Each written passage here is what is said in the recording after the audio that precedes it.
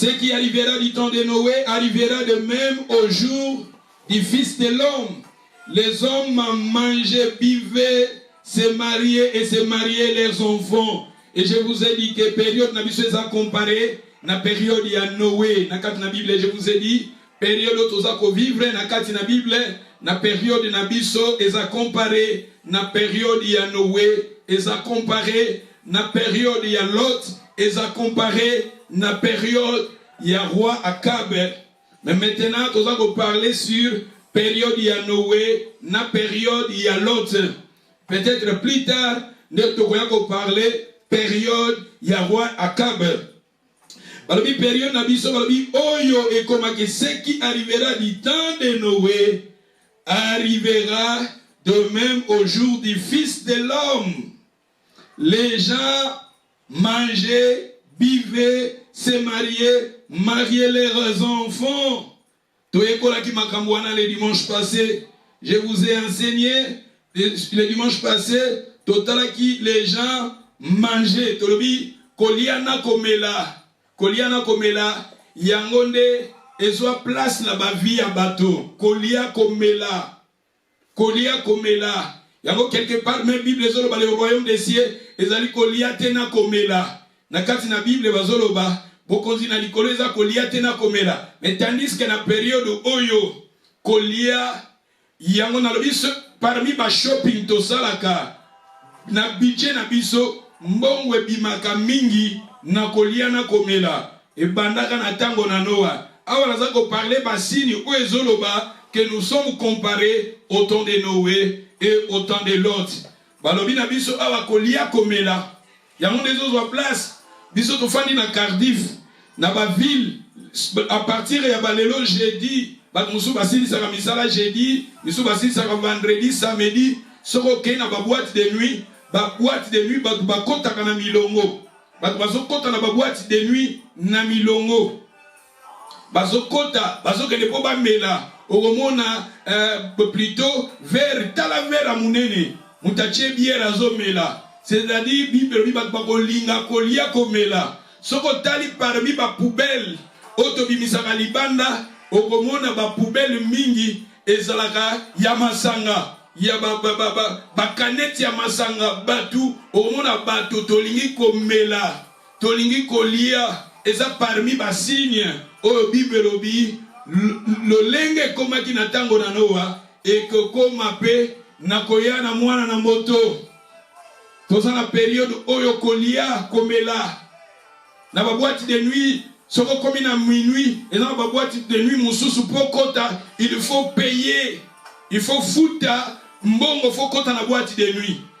Et na kati na boîte de nuit, ba masanga, ezalaka cher. Au monde na masanga, so ke na magasin normal, au monde na 20, eza peut-être $25, mais na ba boîte de nuit, eza $90, plutôt 90 livres. So ke na magasin normal, eza 25 livres, na ba boîte de nuit, eza ba 95, ba 100 livres. Et les gens achetaient pour leur loisir, plaisir. Leur loisir, plaisir, batbazo futa yango, batbazo kota ba boîte de nuit comme à plein, batu batonda ka bakota ka jamais tout monde na bateau, basala be mission, batu bima na ba boîte de nuit, batu bima, ezalaka batu bima na l'église, prier, batu prier na bandak bima na l'église. Ma sœur, mon frère, tala Bible lobi na mokona suka, les gens mangeaient, vivaient. Batu baligi ba plaisir, batu baligi ba ambiance. Et banana tango, je vous ai parlé le dimanche passé, aujourd'hui, Nalingina Kende, toi avancé. La Bible nous dit, que les gens se mariaient et mariaient les enfants. Batwazaki Kobala, Pekobali Sabana Nabango, et dans la période Nabiso. On se retrouvait chaque week-end. Chaque week-end, à la fête, à la mariage, à la fête, à mariage. Aux hommes, on a des loisirs, et des plaisir.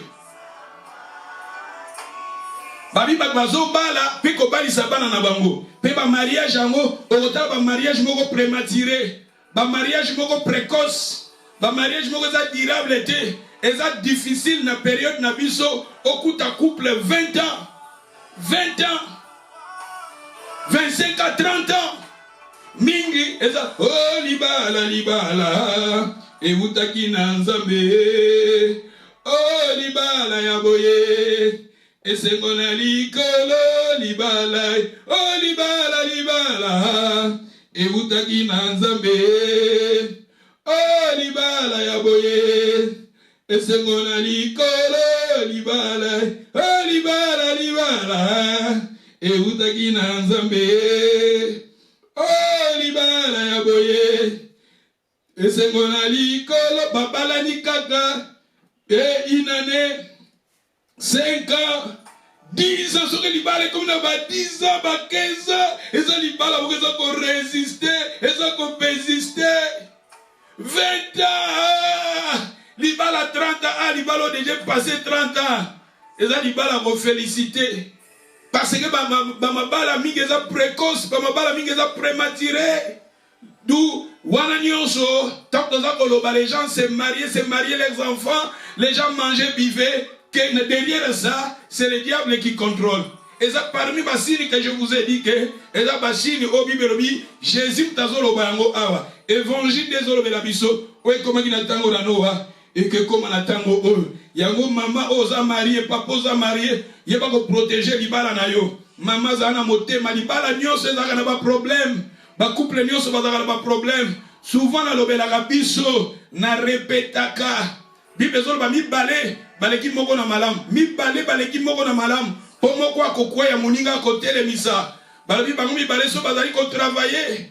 Ba kozwa récompense ya malamu. Balobi ba singa singa. Misato ekatanaka difficilement ecclésiaste elobi yango. Singa misato ezali nini? Eza mobali, eza mwasi, eza Jésus na kati ya mariage. Si vous avez Jésus, balobi corde misato ezalaka très difficile ya kokatana. Corde wana misato eza Jésus, eza marié, eza ta femme. Mwasi na mobali na ye, bochepe Jésus, bokomi solide.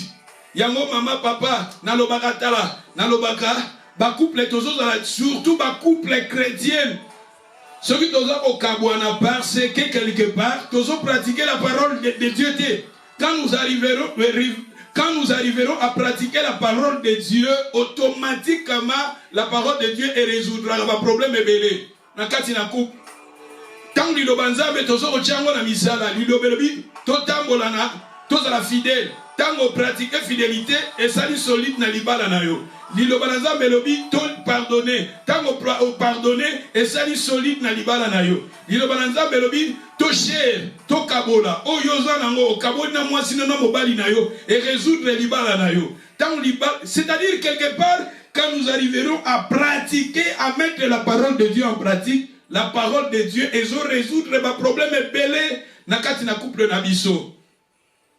Okomono tiki mobali ok na mobali on n'a pas la faiblesse nae alors ba point faible ne azape na ba faiblesse nae peut-être oyo mususu azaki na kanda ok pas mususu azama boko makasi ok pas mususu wana za esprit impudicité ok pas mususu wana za infidèle, c'est-à-dire quelque part motonyonso azana ba point faible na ba point fort nae. Mais ce qui est très important toye ba Seigneur et nous arrivions à pratiquer, à mettre la parole de Dieu en pratique, tant que vous avez le balanzambe na misala et que résoudre ba makambo belé, couple maman papa, au besoin na kati libala na lobaka mingi, libala eza combattu, le mariage est combattu, la famille est combattue depuis na jardin d'Éden.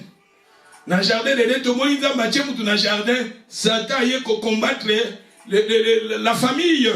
D'où ma sœur mon frère, tous à la solide, tous à la Jésus na kati libala, petoyo kakali lobanazam, tous à la vie à koye banzam, pe kotosa lilobanazam et que résoudre ba problème belé na mabala na biso.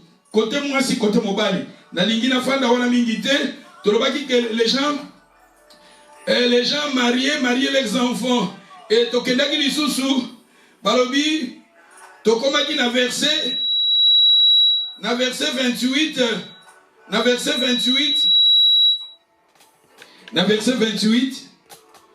28 balobi ce qui arrivera du temps de l'autre arrivera pareillement. Les hommes mangeaient, buvaient, achetaient. Ah, maintenant balobi acheter. Tolobi acheter, les hommes vendaient, les hommes plantaient, les hommes baptisaient. C'est-à-dire, babakisi libiso encore d'information mousous.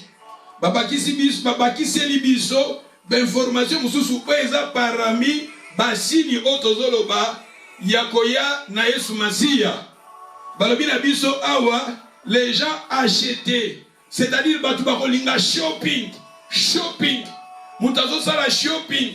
Batebele okomona na église te akende ko sala shopping. Ah, lobi na sala ki shopping yango na zwa ki tante batu bakolinga shopping. Batebele nde pe tozoloba na temps oyo okomona mwana na Nzambe oza engagé na musala na Nzambe etombe ke oyemba ou bien osale na Nzambe na plutôt bafeti ou bien bamaka mususu les gens okomona na église ekezala vide batu bakokenda ngambo wana mususu batu bakokende na ngambo wana mususu bakotika église vide.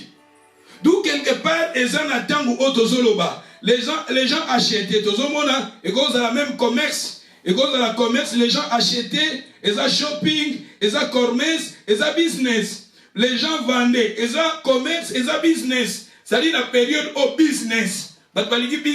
Business eza mabete na lobi eza basine mais il faut toye bana makambo nyonso parmi basine nyonso ko banda ndenge na banda ki na débit tozo kende toye les gens manger biver les gens marier les enfants oyo nyonso ezo séparer biso na Nzambe eza malamu te oyo nyonso ezo séparer biso parmi basine oyo quand ekomi ko séparer na Nzambe eza malamu te libala ekomi ko séparer na Nzambe eza malamu te commerce comme qu'on sépare on Nzambe eza malamu te mariage comme qu'on sépare on Nzambe eza malamu te parce que Bible lobi cherchez premièrement le royaume des cieux, premièrement ta relation avec le Seigneur dans ta vie, dans ma vie. Le premièrement c'est Christ. Quand la Bible nous dit cherchez premièrement les royaumes, l'incarnation des royaumes c'est Jésus. Bon, et l'okonyo c'est comme qu'on kabola on a Jésus wana. Eza sou malamu te. Commerce c'est comme qu'on kabola on a Nzambe eza sou malamu te. Bafere comme qu'on kabola on a Nzambe eza malamu te. Richesse c'est comme qu'on kabola on a Nzambe eza malamu te. Bozui oy comme qu'on kabola on a Nzambe eza malamu te. Mobali oazu kabola on a Nzambe eza malamu te. Moi si oy comme qu'on kabola yo ko plutôt ko kabola yo na Nzambe na yo. Et ça sous malamu te parce que Bible lobby cherche premièrement le royaume des cieux.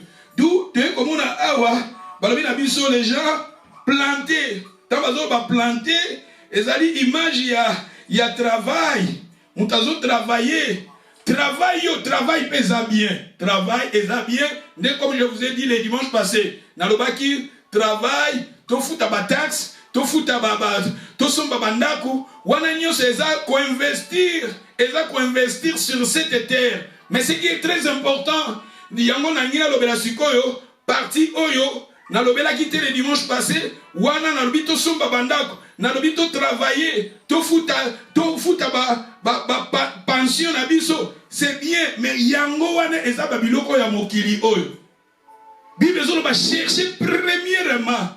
Tant que nous premièrement tout la sikoyo pour investir dans le domaine spirituel. Dans le domaine physique, et ça c'est important. Nous avons été prédicateurs na koloba. Ko bongate na se awa, ko négliger makambo se awa, ko sombanda kute na se awa, ko zana vie bien te na se awa. Non. Moi je suis ba prédicateur, on a ko encourager yo, bongisa ndaku na yo, bongisa vie na yo. Soki nzamba pesi yo moyen kosomba banda kosomba yango, nzamba pesi yo moyen kosomba banda na Afrique somba yango, nzamba pesi yo moyen ya kotanga, ya kokende liboso sala, ba projet ya malamu sala yango. Ngana za parmi ba prédicateur on encourage à bato. Mais wana za partie A na partie B, Bible lobi chercher premièrement. Il faut toi ko investir aussi dans le royaume de Dieu comme la Bible nous dit. Pourquoi investir sur cette terre oyo? Bible dit, litombani na moto o gagner mokili, mais au perdre ton âme, que tu arrives à gagner le monde, mais au perdre âme na yo, o investir na mokili o yase o sombi bandako, après o tiki yango. Je connais quelqu'un ici à Londres, on dit na yoka ki en Afrique, akoko tonga flat na ye. atongi flat jour flat na ye sili azo inauguré flat akufaki jour wana litomba nini obundi otravailler osali ba saving na yo osali ba sacrifice pour ça le loko moko na mokili ya se après le jour ozo ko inauguré flat na yo okufi important c'est zawap litombe zawap ya mobi bezo ba litomba nini o gagner mokili oyo me o perdre am na yo d'où attend que mona na nzambe toza na besoin ya babiloko oyo na besoin ya voiture na besoin ndako malam na besoin ya vie ya malam na besoin ya carrière ya malam toza na besoin ya babiloko wana mais to bosana te premièrement okomona ta bazolo baseki arrivera du temps de Noé arrivera na tango ya koya na mwana na moto c'est-à-dire batu bapesa ki mingi importance na biloko ya mokili dans ma matériel batu bapesa ki mingi importance na biloko terrestre tandis que il fallait bapesa importance na biloko spirituel yango bazolo ba que Noé il était un homme intègre il était un homme juste qui marchait avec Dieu c'est-à-dire dans la vie de Noé ezaki na ba caractéristiques moko oyo etindaki ke Noé azala sauvé toza na besoin ya ba biloko yo biloko oyo mokito na mo besoin toi na besoin de somba bandako parce que ko somba bandako comme je vous ai dit le dimanche passé mais premièrement il faut d'abord Nzambe premièrement il faut d'abord Christ premièrement d'où awa bato bachaki premièrement ba biloko ya mokili et c'est pour cela que je vous ai parlé de Lot dans le baki Lot il fallait qu'on amène Abraham. L'autre parce que c'est Dieu qui a fait l'alliance avec Abraham. Quand Kabonana Abraham, l'autre quelque part à Kabona qui peut dans Zambé. Et l'autre a gagné qu'au fin d'Awab. A une fois dans Sodome et Gomorre. A une fois dans la ville Oyo Mabe et Alagi Makas. Bate belé pena tango Oyo. Baso ko abandonner la foi. Baso ko abandonner Zambé. Baso ko abandonner. Baso ko fan spirituellement dans Sodome et Gomorre. Maman, papa. Okoloba na longwaki na lembananga à cause de pasteur na lembananga na cause d'église na lembananga à cause ya sœur moko frère moko maman eza frère wana teza pasteur wana te takufaka na Toulouse c'est Jésus qui était mort à la croix pour toi wana nyo c'est ça ba ruse à Satan na lo bakatala Satan za na système ya lion obi lion takazo landa bantilope azako landa ba meme azako landa bantilope pour souci na ezalaka affaire écartée alongola kaka brebis moko ou bien antilope moko na groupe atie na pembeni et abandoko lande malembe jusqu'à kokangaye Satan lingaka na foi soki toza ensemble foi et ensemble to prier ensemble ne toza tozo prier to yembeli nzambe to adorer to prier ensemble to kutani dimanche to prier eza ko motiver yo mais tant ozo prier yo moko na ndako aux l'efficacité Satan est bien ma pembeni prier na ndako yo moko prier na bana na yo okomona po bando kokate ko prier ayebi lelo o prier te lobo prier te lobo prier te lobo no prier te déjà kanga yo oko se retrouver parce que foi et mataka foi et kitaka la Bible nous dit la foi vient de ce qu'on entend c'est-à-dire il faut foi na biso eza active batusu bazana foi mais foi eza kokufa Bible à Jacques. Montrez-moi ta foi sans les œuvres. Moi, je te montrerai ma foi avec les œuvres. La foi est mataka. Tant que vous avez matéa, tous ceux qui ont été ils ont matérialisé sa foi. Tant que vous avez nanda pour Satan, vous avez nanda le rôle lion, antilope, vous avez nanda malembe, vous avez facilité au kangayo. Vous se retrouvez vie de prière les alaka ils ont souté. Se retrouver vie à côté de l'Ilobanzambe les alaka ils ont souté. Via Kobanga Nzambe ezalaka ezali sous te maman tous à l'ensemble tout prier ensemble si na ba moment na ba jour na biso ba prière tous alaka jeudi zala dimanche na salle yaka kumisa Nzambe na yo ceux qui tosali conférence monana ba jour 11 ba osimba tous ala ba jeûne prière en live monana c'est ça nous sommes tous sala pour na foi na yo ezala active mais tolobi ke na tango na noa batu yango na Bible ezoloba na mokona suka bolingo ya batu ebele ekelemba batu ebele bolingo ezali susu te bolingo wana Nzambe ezali susu te bolingo ya prière ezali susu te bolingo wana ezali susu te toza na période o batu bakolinga biloko ba matériel batu bakolinga ba plaisir les gens mangeaient, vivaient, les gens mariaient leurs enfants, les gens vendaient, achetaient, les gens plantaient, les gens baptisaient ça kotonga. On a baptisé, ils allaient kotonga, aux sommes otonga, baptisé, kotonga na nyo se ça na mabete, et que ça la mabé soki comme kokabolo na nzambe, et que ça la mabé soki et comme kokabola yo kondimana yo relation na yo ton intimité avec Dieu n'est que comme mabé. C'est ça. Autolobaki que ce qui arrivera du temps de Noé arrivera. Et maintenant je vais continuer. Mais maintenant, ça je vous ai parlé le dimanche passé. Je vais dans le domaine spirituel. Maintenant dans le domaine spirituel. Ce qui est dans le livre, il y a. Nous lisions dans le livre de Luc chapitre 12. Luc chapitre 12 verset 16. Il leur dit cette parabole. Les terres d'un homme riche avaient beaucoup rapporté. Il y raisonnait en lui-même et disait, que me ferai-je? Car je n'ai pas de place pour serrer ma récolte. Ma belé à moto qui riche et pessier babiloko belé.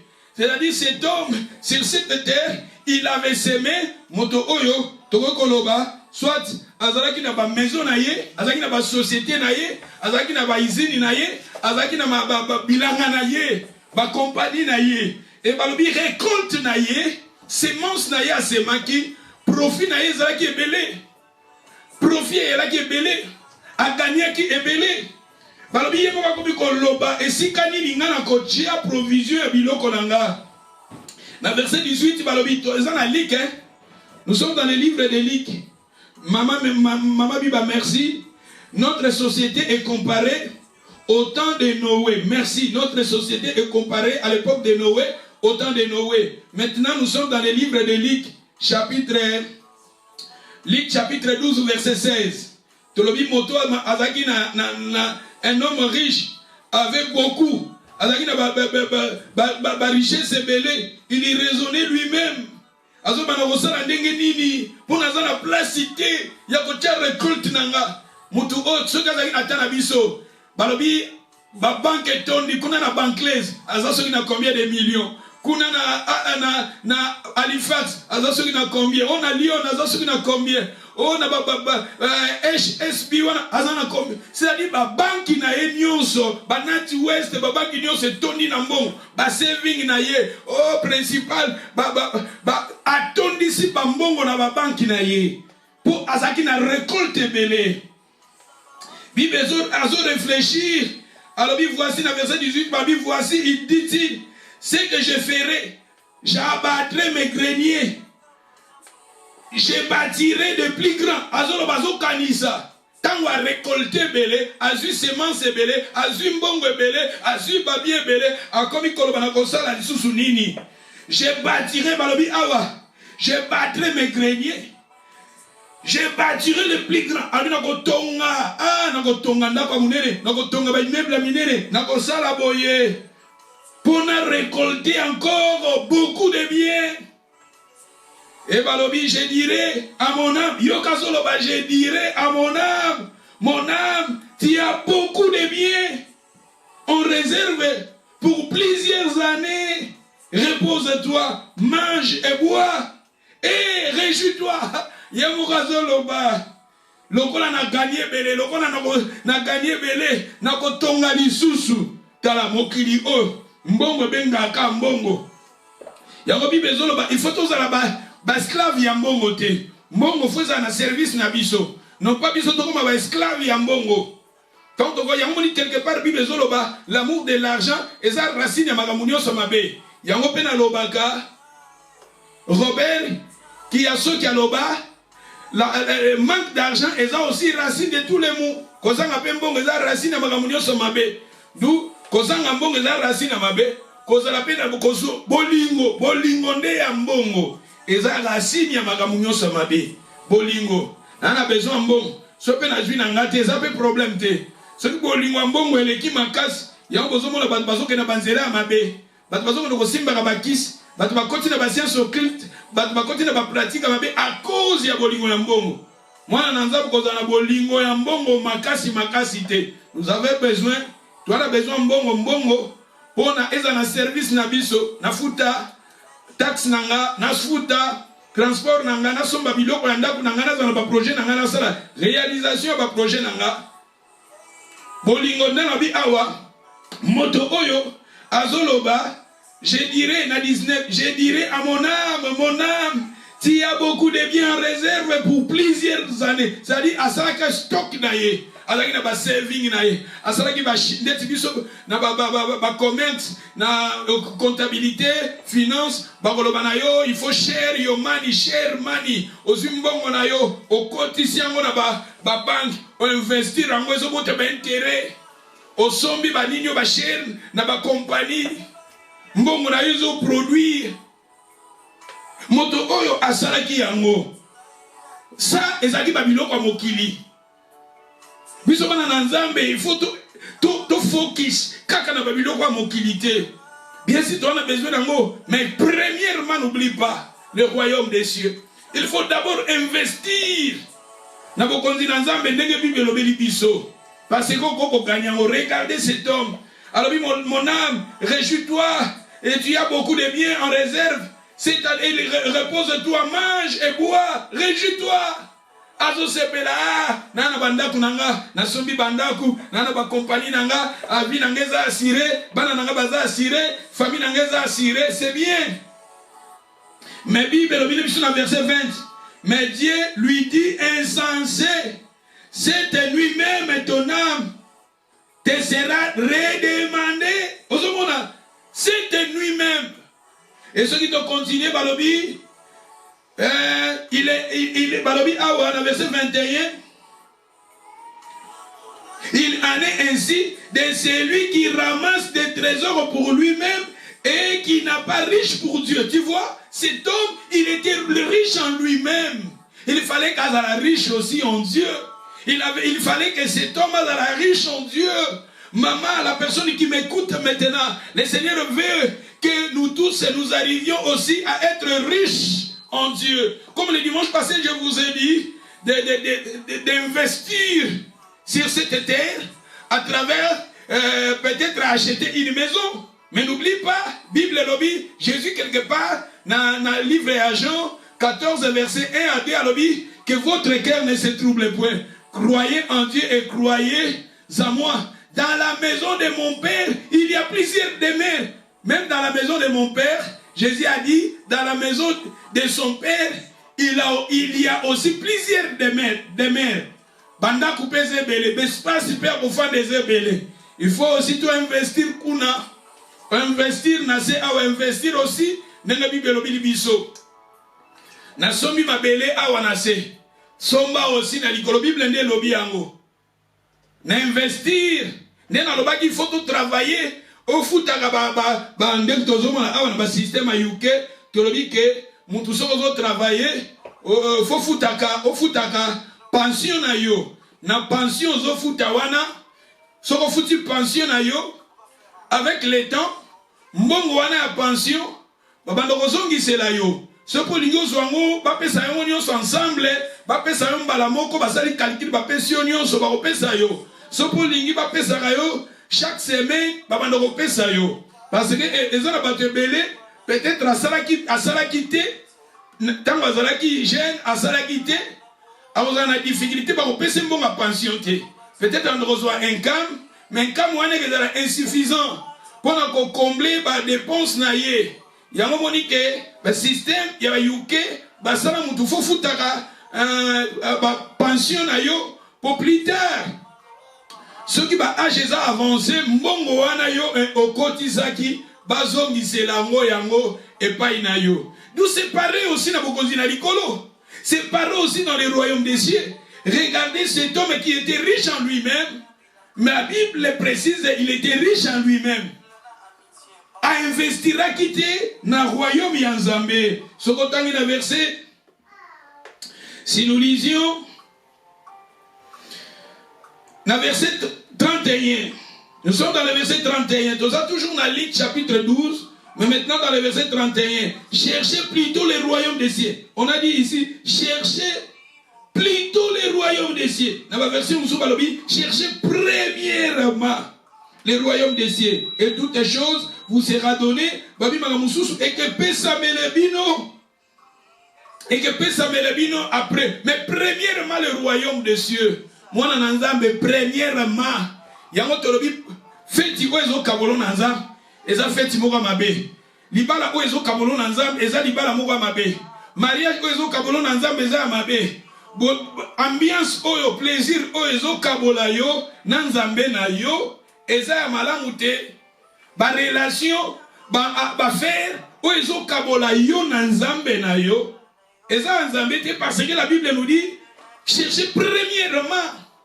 C'est-à-dire même si je vais aller na feti wana e kabola wana nzambe te. Même si na koko kene na libala wana e kabola wana nzambe te. Même si na koko sala ba faire wana e kabola wana nzambe te. Même si na koko tonga wana e kabola wana nzambe te. Même si na koko acheter vendre biloko wana nyonso e kabola wana nzambe te parce que na tango ya Noé bato makambo oyo e kabola ki bato na nzambe. Kolia e kabola ki bato na nzambe. Komela e kabola ki bato na nzambe. Et balobi sur le temps na verset 33 balobi vendez ce que vous possédez, donnez-les à l'aumône, faites-vous des bourses. Balobi ah to sala ba bourse na to kotisa yango na trésor inépuisable dans les cieux, c'est-à-dire investir dans un trésor inépuisable qui est dans les cieux. Où balobi où les voleurs et si kate moyiba kokende koyiba. Et si kateke okoti simbongo na yo yoyebi awa ba ane le kaka ba chaka ba mbongo na bango ba saving ba banque belé comment na ba problème. Je me souviens aussi même na Congo ba tebele ba kotaka ba mbongo na bango et ba mbongo ba zoate même na ba banque belé ba tebele ba kotaka ba mbongo ba banque et ça dit ba régite crise ba tu ba comment na ba problème po ba zo ba mbongo na bango na ba banque. Mais avant Nzamba l'obitala investir na trésor oeza inépuisable. Oh moyibi aibagate. Oh richesse na yoke la ruiner te. D'où quelque part c'est très important quand nous investissons, quand nous allons investir sur cette terre, pensez aussi il y a quoi investir dans le royaume des cieux. Au moment où tu allons investir sur cette terre, c'est très important aussi. Il y a quoi investir dans le royaume ensemble. Et si tu as trésor moko oebe bagate, d'où c'est très important. C'est ça. Les gens mangeaient, les gens vivaient, les gens achetaient, vendaient. Na période otoza, eza comparé na période yanoa. Batebele. On a un tante ya kosambela po nasalaka musala nge permettakate na église musala nge permettakate na prier. Je vous ai dit le plus grand cadeau de Dieu nzamba sala na mokili ozala pauvre ozala riche ezali temps eza time nzamba pesi na moto nyonso 24 hours ozala riche ozala pauvre Nzamba pesi biso 24 heures na mutu nyonso. Si que ça dépendre na yo, comment ça ko gérer 24 heures na yo? Ba te belé na 24 heures on ba ko investir. Ba te belé ba ko investir. Dans ma makambo ebelé, mais ba te belé pe ba ko lose. Ba te belé ba ko dépendre, plutôt ba ko dépenser, ba heure na bango ko gaspiller les heures na makambo ezangatina. C'est très important. Tu dois investir nos temps, tu dois investir aussi dans le royaume des cieux. Tu dois investir yango dans le royaume des cieux. Comme je vous ai dit le dimanche passé, tu dois investir sur cette terre. C'est très important aussi. Tu dois investir aussi dans le royaume des cieux. Bibelobi, je vous ai donné passage Oyo. On était, je pense, le dimanche passé.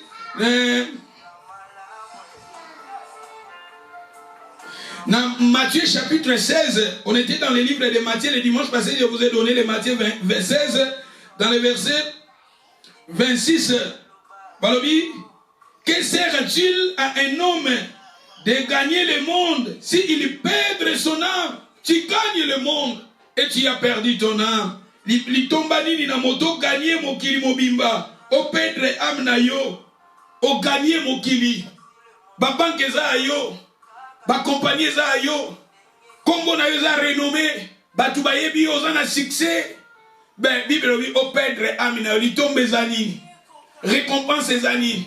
D'où c'est très important en tant qu'un enfant de Dieu d'abord tout investir dans le royaume des cieux, que nous arrivions à garder, à arranger, à réparer, à être réconciliés avec notre Dieu. C'est très important. Tout investir dans le royaume des cieux. Tout investir dans le royaume en Zambé, et ça vraiment, vraiment très important. Et ça très important, tout investir. D'où, ce que Potangi, dans Matthieu chapitre 6, verset 19, Bazali sous kolobela biso, que to investir mingi. Matthieu chapitre 6, verset 19, Bazali kolobela biso, to investir na royaume yanzam, to investir na likolo, to investir na royaume yanzam. D'où est ça important, na biso bana nanzambe, to investir na yango. Na Luc chapitre 16, 19 aussi, ce qui t'otangi aussi, Baza kolobela biso toujours kaka makambo to investir na royaume yanzambe, to investir na royaume de Dieu, ce qui est très important. Ce qui toke na Timothée, 1 Timothée chapitre 6. 1 Timothée chapitre 6 verset 13.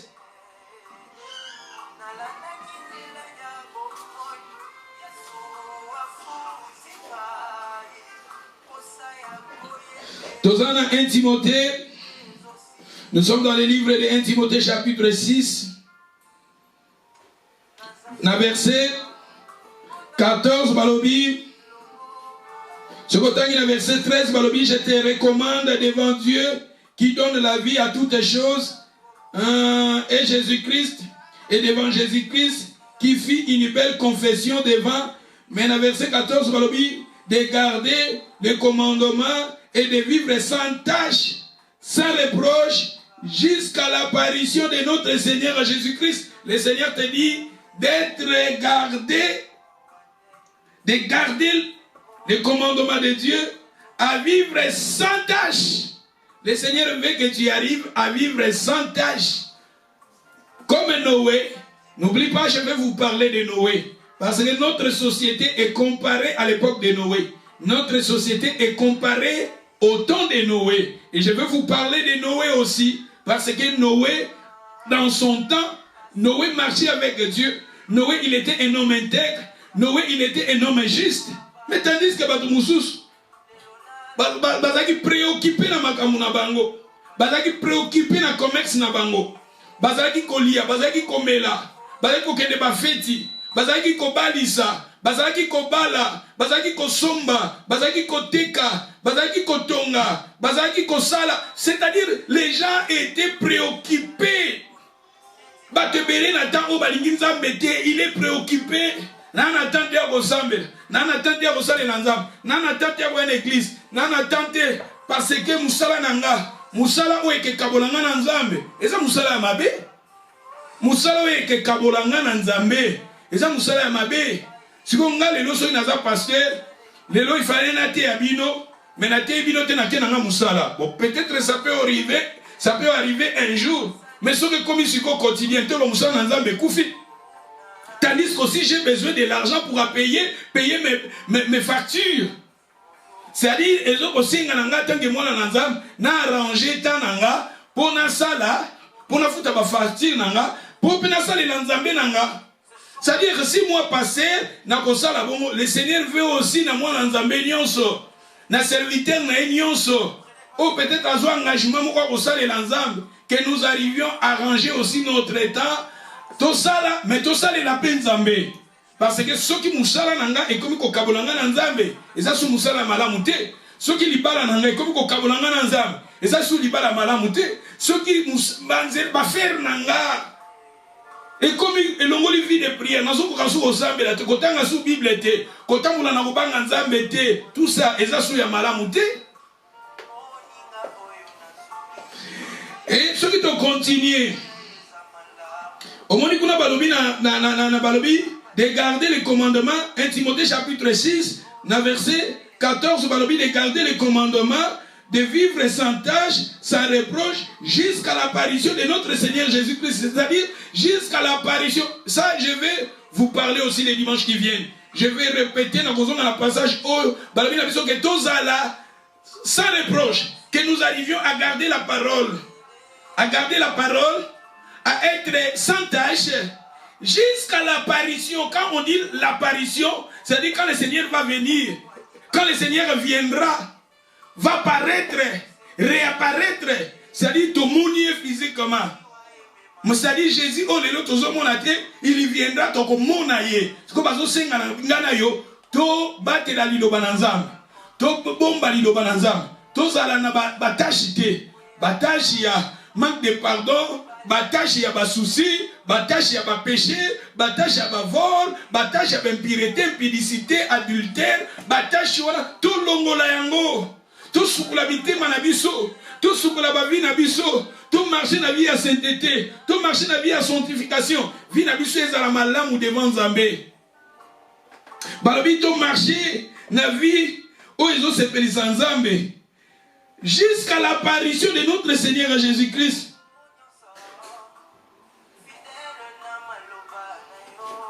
Et balobi awa que la manifestera à son temps par bienheureuse un seul souverain, le roi des rois, le Seigneur des seigneurs. Balobi qui seul possède, aïe aïe aïe aïe, Jésus. Mais j'ai aimé le verset 17. Ozomona awa, balobi ba yebisa ba jeune, bato bazana bambongo na tango na biso oyo, bato yo bazana bambongo bazala lolendo te, mais bazwa richesse na bango. Bakotisa yango na bonzambe, bazala riche na nzambe, que nous arrivions à être riches en Dieu. Ce qui est très important, que tu arrives à être riche en Dieu. Et la personne qui est riche en Dieu, cette personne-là, il a donné sa vie. Vous voyez bien, tant que les gens mangeaient, les gens buvaient, les gens se mariaient, les gens mariaient leurs enfants. C'est-à-dire que nous avons fait fête. Nathan a biso yango za bata ba fête. Période où batu balingi ba fête. Nathan ya Noé ya la bongo. Dans les temps de Noé, c'était aussi pareil. Bafeti na bafeti. Mais nzamba lingi ngai na yo.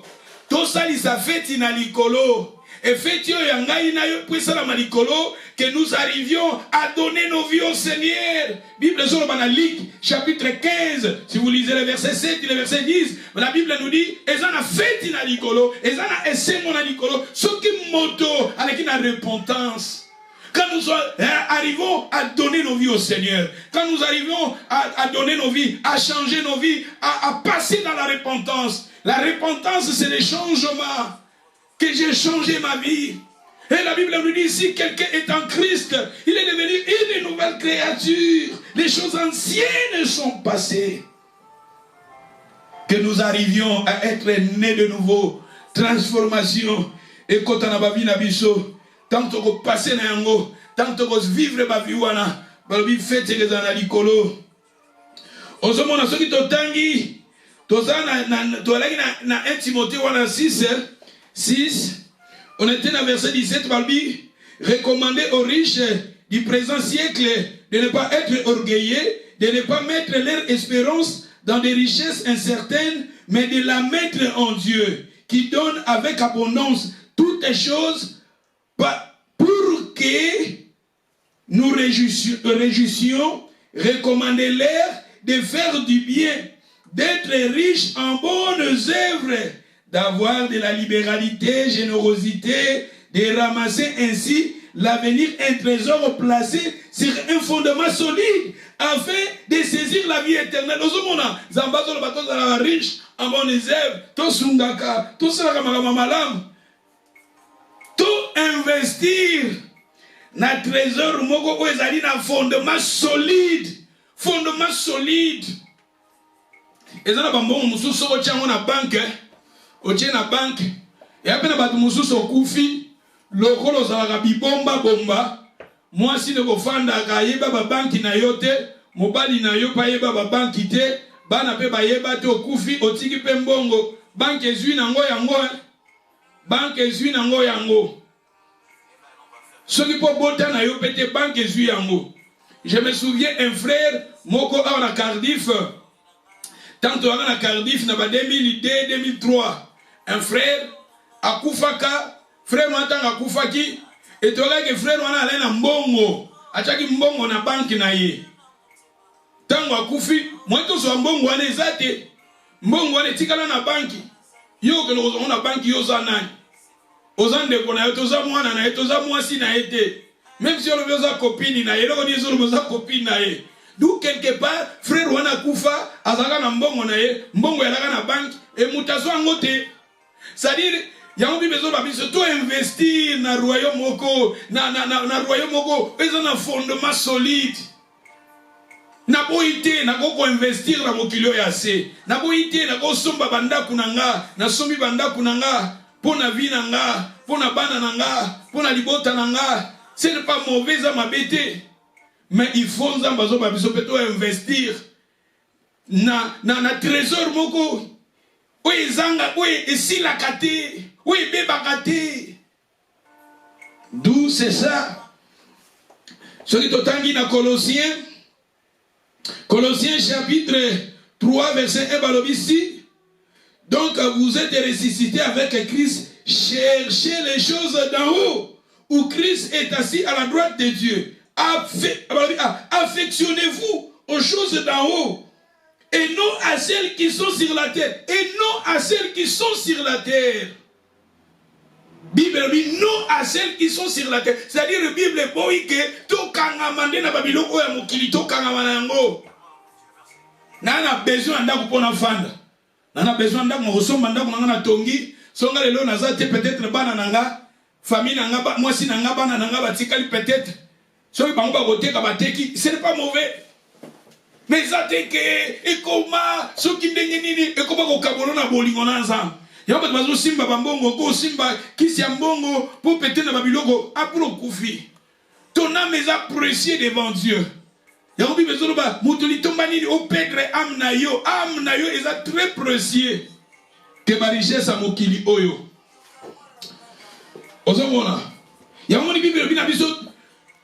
Si vous êtes ressuscité à Christ, cherchez les choses d'en haut. Quelles sont maintenant les choses d'en haut? L'intégrité, comme Noé. Noé, il marchait avec Dieu. Il était un homme intègre. Il était un homme, la Bible nous dit, il était un homme juste. Noé marchait avec Dieu. C'est très difficile la période Nabiso. Et même nous les hommes de Dieu, et même nous les enfants de Dieu, les gens qui viennent à l'église, c'est très difficile. Au coup tabatoubaza intègre, au coup tabatoubaza juste, au coup tabatoubaza qui marche avec Dieu. Mais dans les temps de Noé, c'était Noé lui-même. C'était Noé lui-même. Et à cause, il y a justice à Noé. À cause, il y a intégrité à Noé. À cause, il y a marche à Noé. Et Noé, il arriva à sauver aussi sa femme. Il arriva à sauver aussi sa famille. Il arriva à sauver aussi ses enfants. Marcher dans l'intégrité. Même ici, bateau, intégrité. Même ici, les gens ne craignent pas Dieu. Les gens ne craignent pas Dieu. Mais toi, crains ton Dieu. Sois comme Noé. Aïe, aïe, aïe, aïe, aïe, aïe, aïe. Parmi les gens, cherchez les choses d'en haut. Quelles sont maintenant les choses d'en haut? La vie de prière, ce sont les choses d'en haut. L'amour, ce sont des choses d'en haut. La crainte de Dieu, ce sont des choses d'en haut. La vie de sainteté, ce sont des choses d'en haut. Il y a des choses qui sont classées parmi les choses d'en haut. Natanga noa bat bakangami na masanga, bat bakangami na ambiance, bat bakangami na kolia. Natanga noa, soki zaki prière, bat bakoya prière te, po il faut bat bakende ba ambiance, bat bakende ba fête, bat bakende bat bazala ki préoccupé na kosomba koteka ba commerce. Bat bazaki na ko préoccupé na kobala kobali sa préoccupé. Bat bazaki préoccupé na kotonga. Mais tandis que Noé, il était un homme Nabi babiloko wana nyonso eza mabe te ke koma mabe soki komi kokabolo na Nzambe. Musala ya mabe te mais so musala wana ekomi kolembiso na foi. Eza so musala moko mabe. Ya musala moko malamu te.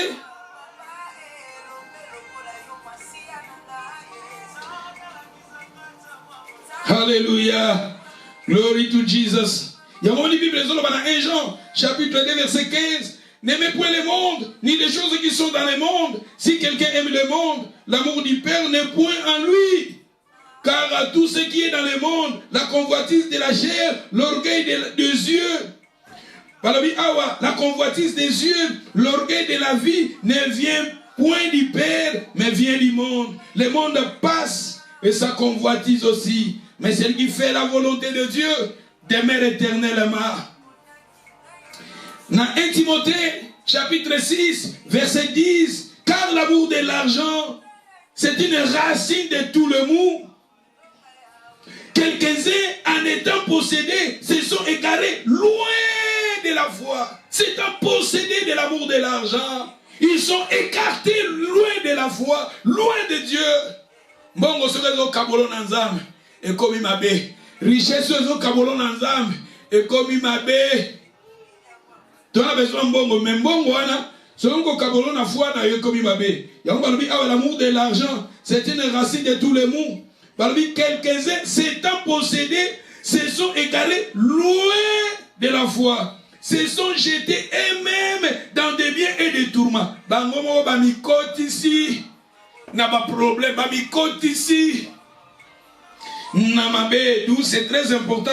Bisoba nananzambe. Aïe aïe aïe aïe aïe aïe aïe aïe aïe. Toi investir na royaume, toi investir to kama nanzambe. Na ta o bateau. Bateau, bakangami na babilo ka mokili bateau. Ezam na lobi awa ezo koma mabe. Soki ezo kabola biso na nzambe. Soki ezo kabolo na nzambe ekomi mabe. Soki feti wana elembisi na foi ekomi mabe. Soki feti wana ezo kwesa kondima na yo ekomi mabe. Soki feti alibala wana ekomi kolembisa yo, ekomi kolembisa vie de prière na yo ekomi mabe. Commerce, musala, tout ça ces choses là, soki ekomi ko kabolo na nzambe na yo ekomi mabe.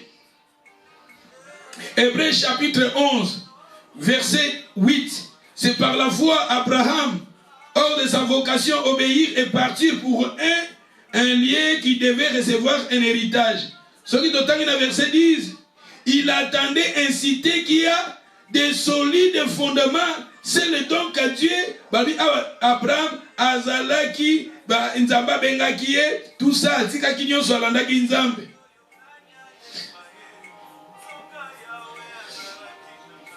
Abraham abandaki kozela, azaki kozela, cité qui a des solides fondements. C'est-à-dire, ils ont une cité où ils ont des solides fondements. Babi yemoko nzambende aza ayende mutatonga yango, yende mutasala plan yango, tala biso bana nanzam. Cette promesse là, c'est pour toi, c'est pour nous aussi. Tout investir. Ce qui n'a sombi ndako anase. Pensez aussi, est-ce que na likolo naza na place? Ce qui n'a investi mbongo nanga awanase, est-ce que na likolo aussi? Il y a des choses qu'on peut faire ici sur cette terre où etinda kuna pe na likolo on investir. Yango ni kuna na Timothée bazono bato sala malamu, to sunga.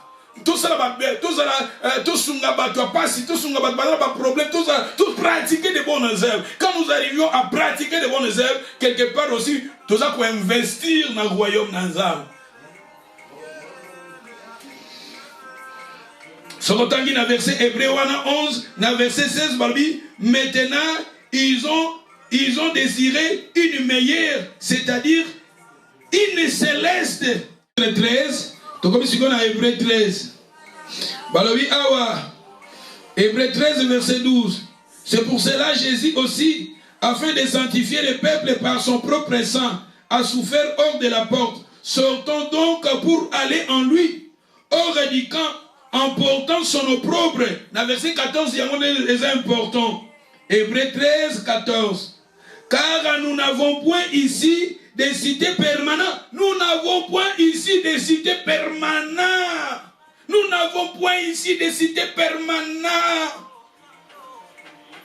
Nous n'avons point ici des cités permanentes. Tozoya, Namugiyamoni, Ecclésiaste, c'est la vanité de vanité. Mutabundi atongi, mutasali, asali atongi bandakunae. Omono tongi ndakuno tongi pale na yo. Soki yo kufi, ba oba yewana bateki yango. Ozana na cité permanente. Mutabundi abundi. Tanga kufi, ndeti biso na Afrique. Oyoka, batu, banoko babimi, ba eko zwa place yo sombaki. Ba rejeter, ba ignorer ba nanana mwasi na yo. Nous n'avons point ici de cité permanente. Nous pouvons avoir, mais premièrement, c'est Dieu. Pourquoi tozolo ba oyo? Parce que na tango ya Noah, bato bazaki attaché na babiloko. Les gens, ils étaient attachés dans ma matériel. Les gens, ils étaient attachés. Les gens mangeaient, les gens buvaient, les gens vendaient, les gens mariaient leurs enfants, les gens achetaient, vendaient, les gens achetaient, baptisaient, plantaient. Mais la Bible nous dit ici, nous n'avons point un cité permanent. Et la Bible nous demande aussi d'investir. D'investir dans le royaume des cieux. D'investir au ciel.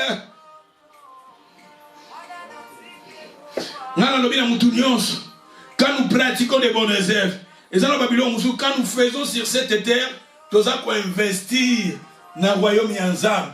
Maman investir dans le royaume Yanzambe. Et c'est important.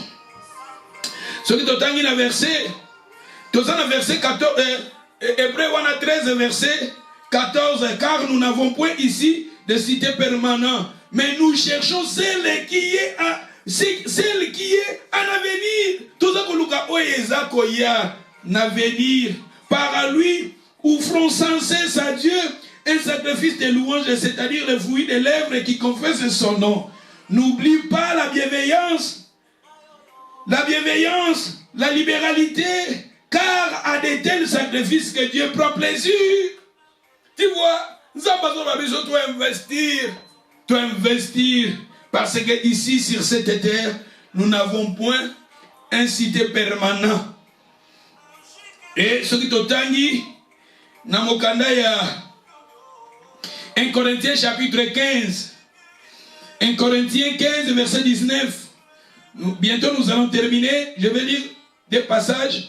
Après nous terminons 1 Corinthiens chapitre 15, verset 19. Palobi. Si sur cette vie seulement que nous espérons en Christ, Palobi, awa, nous sommes les plus malheureux de tous les hommes. Si sur cette terre nous espérons, nous sommes les plus malheureux. Tandis que la Bible nous dit, nous n'avons point ici un cité permanent.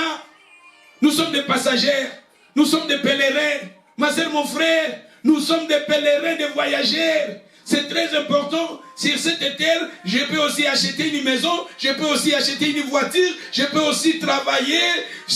Mais c'est très important aussi de penser au-delà. Parce que notre société est comparée à l'époque de Noé. Dans l'époque de Noé, les gens mariaient, buvaient, mangeaient, achetaient, vendaient, mariaient leurs enfants. C'était des choses terrestres.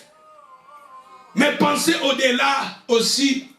Bah, investir. Je vous ai donné histoire Yamutu. Oyo riche, oyo zwaki, récolte nae, et puis c'est qui va semence belé. Mais après, il était mort. Bah, il était riche en lui-même. Il était riche en lui-même sans Dieu. Sois riche en Dieu. Que nous arrivions à être riches en Dieu. Investir sur cette terre aussi, et sur cette terre, investir aussi en haut. La Bible nous dit, cherchez premièrement. La Bible nous dit, attachez-vous aux choses d'en haut. Pour terminer, et wana balobi awa, sotozako espérer sur cette terre, nous sommes des plus malheureux. Espérer na mokilio yase, kaka babiloko mokilio yase, Bible lobi, nous sommes les plus malheureux. Celui d'Otangi, dans verset 58, ainsi mes bien-aimés, soyez fermes, inébranlables. Soyez fermes dans la foi. Les chrétiens, tous ça faibles. Et c'est pour cela, je vais vous parler, quand on va parler, notre société est comparée à l'époque. Il y a roi Akab, notre société est comparée à l'époque à l'époque d'Akab, Akab, il était le roi d'Israël. Azalaki roi. Mais au moment de la royauté, royaume, il se plaignait. Azalaki roi, mais un roi qui, roi, il avait le royaume à lui, mais il était quelqu'un qui se plaignait. C'est-à-dire, quelque part, je vais vous montrer dans la Bible, quelque part, dans l'église, dans le passage, mais plus tard, Dieu nous a donné le royaume. Dieu t'a donné le royaume, m'a donné le royaume. Nous avons le royaume à nous. Mais nous avons des royaumes à nous, mais nous avons le royaume à nous, mais nous sommes faibles. Nous avons des royaumes à nous, mais nous sommes faibles, fatigués, paresseux, désespérés, sans la foi. Nos cœurs sont envahis de peur, de la crainte, de murmure, sans amour, sans le fruit de l'esprit en nous. Mais la Bible nous dit ici, la Bible nous dit, dans 1 Corinthiens 15, verset 58, bien-aimés, soyez fermes dans la foi, soyez fermes dans ta foi. Le juste vivant par la foi, sois ferme dans la foi. Bible nous dit, la personne qui manque la foi, moi, c'est la victoire qui triomphe du monde, c'est la foi. La Bible nous dit, soyez fermes, inébranlables. Pasteur Serge, Moutalemi Sanga, Yaouna Sambela Kalisuste. Pasteur Serge, Aki Kotalangate, Yaouna Sambela Kalisuste. Pasteur Serge, Ana Bolingote, Yaouna Naïra sous église, Nalemba, pour n'avoir problème, Baki Kotalangate, Nazoki Matanga, Babenga Ingaite, Baki Kos, tout le monde, Babase Sewana. Soyez fermes dans la foi, inébranlables. Et donc on dit que Kabolanga Bolingona Zambe, Romains 8, 28. Ça sera, Biloka Mukilio. Non! Je suis ferme. Je suis ferme.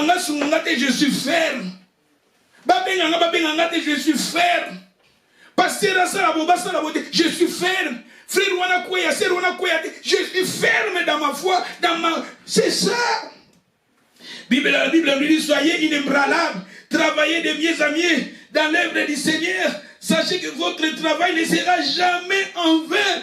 Mon travail ne sera jamais en vain. Ce que je fais pour le Seigneur, ça ne sera jamais en vain. Autre ça de l'ensemble. Ba maman boyemba. Boyemba la babi travailler de mieux en mieux bongisa.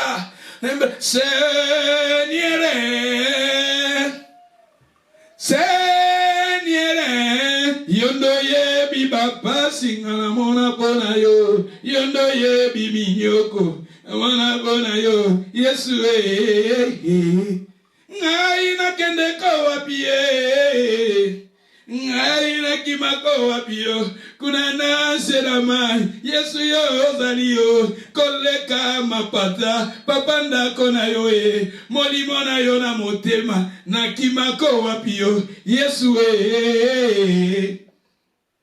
linganza bena yo aime ton Seigneur, travaille pour ton Seigneur. Il y a beaucoup de gens qui la foi. Les gens ne sont pas verts. Les gens ne sont pas fidèles. C'est très difficile au coup de même dans l'église. Un frère, un soeur, 20 ans dans la foi. Je suis pasteur ici, je m'arrive ici, et le monde a tout la vie. Frère Loyalaga, Akena Naika. C'est Loyaga, Akena Naika. C'est-à-dire les gens balembaka, les gens balembaka. Si ko bato to ozana bango to kangami na voix ezala bato mususu ko kende alinga bolimbisa ngai sokaza moto ya wenge muzika aza muta wenge muzika o aza mutu ya ninyo orchestre na biso bolimbisa ngai na bosali bakombo ya bandeko na biso basala ba orchestre. Les gens ils sont fidèles. Si baza bato ya nanyo okomona bango fidèle baza bato ya orchestre wana baza fidèle baza bato ya ba groupe ils sont fidèles. Okomona 30 ans ya ba orchestre na existence ils sont là, ils soutiennent leurs orchestres. Ce orchestre ya lobeta na Lubumbashi baki Lubumbashi, orchestre ya lobeta na Paris baye Paris, les États-Unis baki États-Unis. Mais biso tous fragile. Moutou peut dépenser pour l'ensemble les problèmes. Moutou fout de transport, dans l'église fout les transports. Vous savez, les gens pour la ils sont kilos indifférents. Il y a d'autres qui mais pour moi, on a battu 20 ans. Regardez l'autre qui na Cardiff. Ce que les gens, qui fidèles, les gens peut-être une cause à communauté mounene. Mais comment on a un problème, et division, quelque part, tous sont comme faible. Mais il fallait tous aller ensemble. Il fallait tous aller souder. Pas problème pesant en routine. Ce pas problème à Mikel au Kabolabiso. Est-ce que le problème à Minen est en Wogeya et les Alandegeni? Et les gens ils sont éparpillés. Panzani. Et tous sont faibles dans la communauté. Mais il y a des gens au bazar dans la communauté. Au toilette na bango. Tu vas prier na bango. On a des côté. On a des côté à bango. Kolendi sa bango. Mais les gens. Maman, papa, je suis là pour vous parler du Seigneur. C'est pour cela que mon principe les actes ceux qui pour protéger ta foi, na protéger ton dimanayo. Parce que nous dit batu balemba na bango batu. Ah mutalembi na yo qui passer Serge alembi na ya lembi yo qui passer Serge 10 ans lembi na ya. Alembi na ya afani na nanda. On a soit à créer le problème, à créer l'église problème pour les minaïs. À cause de problème il y a vie à passer dans les minaïs. Peut-être un problème à coûter dans mon église na bande ko alembi na musu ba problème à coûter dans mon soit na pasteur alembi na. C'est pour cela que tu as bagarre fou. Tout le monde a un jour à la culte. Tout le monde a un jour à la prière en ligne. Tu prier après, tu as la bise na makambu na biso. Na ligne vie ya prier sans cesse et ta relation avec le Seigneur. Non pas église et quotidien na engagement moko net l'église na ba Congo comme on chaque jour va prier. Chaque jour va prier non. Ça c'est mauvais parce que tu as un engagement mususu. Tu vois que les musala afanda nanda kuna bana za marié azo soin ya famille tout ça ba maka mususu. Mais tu as un jour où tu pesa na semaine ou tu kuta na to prier. Bajour wana monana to monani to prier to komisinza après kende ba makambu ba faire na yo ma oyebi que jeudi to prier oyebi dimanche to prier na bajour wana monana soko lo bio to prier chaque jour peut-être ils ont un programme moko boye ils ont temporaire peut-être ils ont ba journée ba jeune ba programme ba conférence c'est bien mais ils ont chaque journée nous avons un programme na ba Congo. Na ba Congo pour battre peut-être misala ezate mais biso atwana misala nde naza déjà na 20h fona bana musala 20h mais fona bana musala na 20h mais naza nazotea programme na ngeza fona sala lelo na sala lobby c'est-à-dire que mais je suis là je vous prêche d'où ceux qui peut-être les a prière faisant na ba programme d'où mais na ba moment tozotia ba prière monana prier. Et que tu n'as pas que tu lembaga mingi. Mutalembi na ya cause de problème dans la vie, à cause de problème dans la famille na ye, à cause de problème dans la foyer na ye, vie à créer ce comme problème. Muso ko mona lembi na ye afandi ne kaka. Ana ba problème ne moko afandi. Mais muso ko mona ba problème na ye prier lembi ale. À créer problème l'église, à créer problème na pasteur. Donc d'où y a ontolobi que batutoza penda fermeté, batutoza fermeté inébranlable. Nous sommes fragiles. Tandis que la Bible nous dit, soyez fermes et inébranlables. Votre travail ne sera jamais en vain. Ne sera jamais en vain. Nous allons saler la randa parce que en vain. Nous sommes dans l'église wana. Vous avez serviteur à pasteur, non? Vous avez serviteur à pasteur, vous avez serviteur de Dieu. Nous travaillons pour Dieu. C'est Dieu qui va nous payer. Pasteur à Opesonine. C'est Dieu qui va nous payer. C'est Dieu qui va te payer. Mais je travaille pour mon Dieu. Combien d'années je prêche? Non.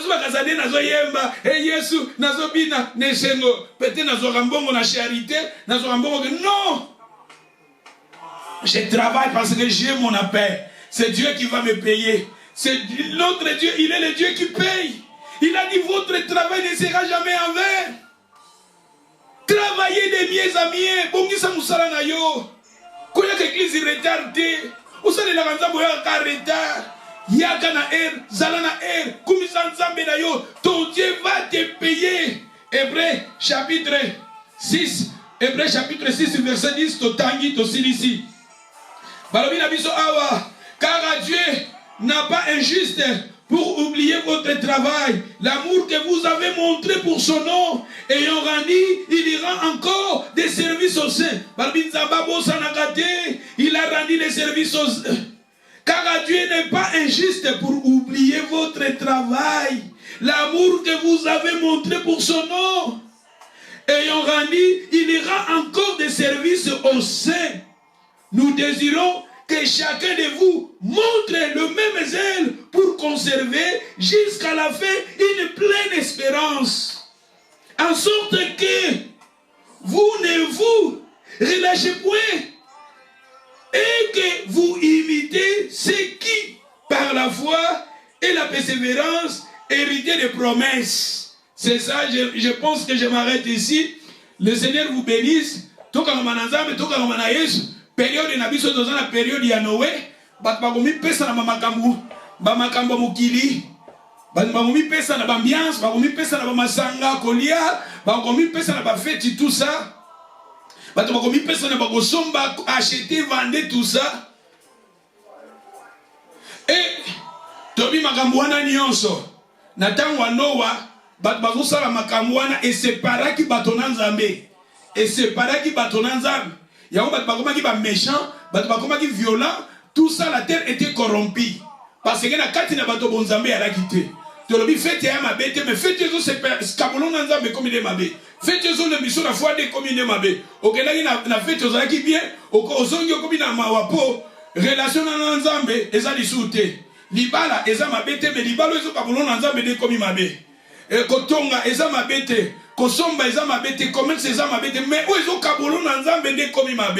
Parce que la Bible dit, cherchez premièrement le royaume des cieux. Tout Luka d'abord. Bokonzi Nzambe. Moi je pense que je m'arrête ici. Motonio c'est si goza, bondela, le ban Nzambe batela kondimanayo, le ban Nzambe kondimanayo ezala vraiment ferme.